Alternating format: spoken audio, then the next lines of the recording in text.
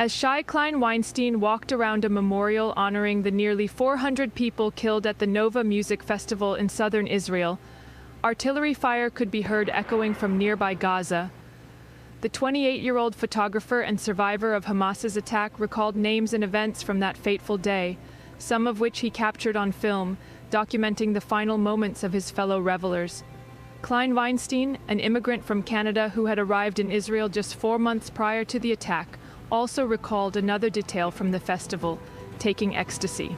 While still visibly shaken by the horrific experience, early findings from a study suggest that the MDMA Klein-Weinstein and others at the festival took may have been helpful in cushioning the impact of the trauma they endured.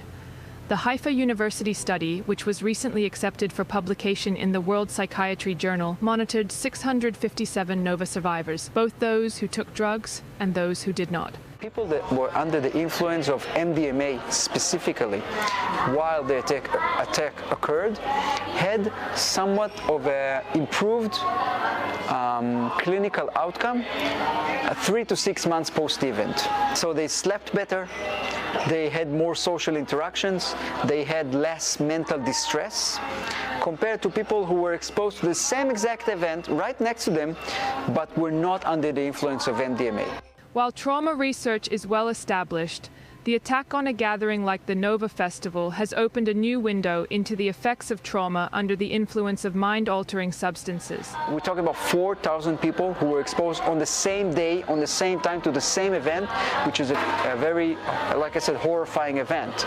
So that's a very unique finding. It was never reported before because it was never studied before because it never happened before. Klein-Weinstein said he is still struggling with trauma and has been undergoing therapy. Still, he believes the MDMA he took that night may have eased his symptoms somewhat. Not too long ago, there was an interview by a media outlet, and in this interview, they said that Nova survivors were protected by the MDMA. You know, it saved us. It protected us from whatever, which I don't think is true, you know? I don't know anybody who didn't die because they were on MDMA.